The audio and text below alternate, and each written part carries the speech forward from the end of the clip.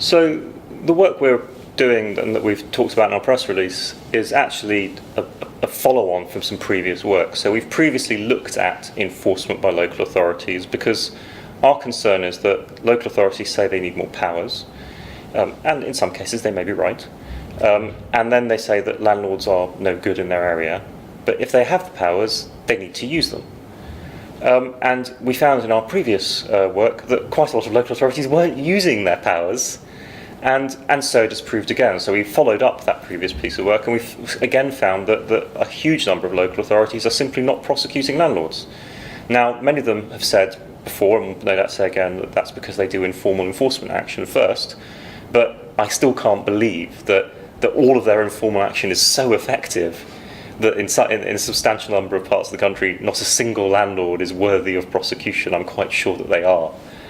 And that's not to say that there are bad landlords, they're a very small minority, but we must rub out this small minority because they give good landlords a bad name. And they are effectively a tax on good landlords because bad landlords are operating cheaply, for free effectively, by dodging regulation, and that's no good. What we also did this time though, which was different, is the new civil penalty regime has come into force, which allows local authorities to take direct action without going to court and fine individual landlords and letting agents up to £30,000.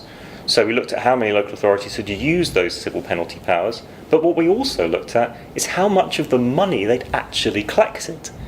And we're finding that even though a relatively small number of local authorities are civil penaltying, so not enough of them are using those new powers that they asked for, but even worse, those that are using them are in many cases not collecting the money, at which point there's no point. If we sentence lots of people to prison but never actually put them in prison, we'd be entirely wasting our time.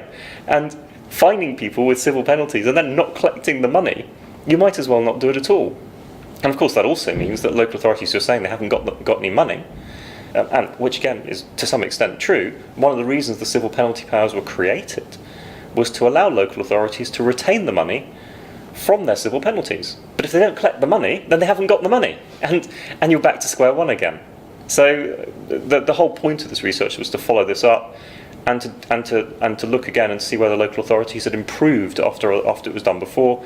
And it transpires that they haven't, and they need to do a lot more, and there needs to be more local political will and more effective enforcement at local level. Otherwise there is simply no point in giving new powers to local authorities. And as we come up, of course, to the tenant fees bill in the coming year, if we go around banning tenant fees, and I'm not going to comment on whether that's a good or bad thing, that's not really the point here, but if we ban tenant fees but don't actually enforce it, what will end up happening, of course, is a lot of bad agents and essentially criminal agents will go around charging fees, and good agents won't. And good landlords who go to good agents will end up paying more money to those agents because they're no longer charging tenant fees. And the bad agents will carry on doing it, and no one will stop them. And again, you have an unfair system where, in fact, you're almost better off to be a criminal, and you're actually encouraging people to be criminals because there's no comeback. Of course, it's easy for me to say local authorities need more political will, but they do need the money to get things started, and that's why we've said several times to government that we think the government should offer some kind of solid integrated seed funding mechanism to local authorities where they provide a fixed level of funding for, say, 3 or 4 years to allow local authorities to set up schemes, obviously on seeing a plan to show that the local authority is going to do it, but they allow them to some seed funding to set up these schemes and then allow them to be self-sustaining going forward. But unfortunately, the government's very not keen to do that, and what they are doing, of course, is giving out odd little random gobbets of money that are left over. And that's a bit like funding enforcement by finding a fiver down the back of the sofa. I think we need something a bit more solid and integrated. Yeah, so one of the interesting things that's come out of all of our research is that actually landlord licensing is in many ways counterproductive. So the research we've done shows that local authorities that have blanket licensing schemes prosecute fewer people and issue less enforcement notices under the Housing Health and Safety Rating System. So completely counterintuitive, and certainly not what we expected to find. We rather assumed that licensing would lead to more enforcement.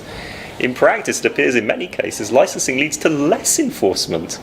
And what enforcement there is tends to be prosecuting people for not having licenses, rather than actually addressing the issue. The issue is not whether or not landlords have licenses. The issue is whether or not property is of a good standard. And local authorities should be addressing that issue, not manufacturing licensing schemes and then spending all of their effort running around trying to make sure people have got licenses. That absolutely makes no sense as a structure.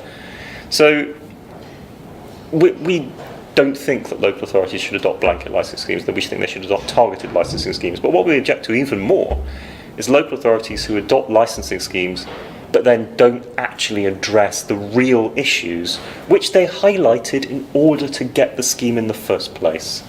So if there are management problems or problems with property standards, then if licensing is the best way of dealing with it, then licensing is the best way of dealing with it.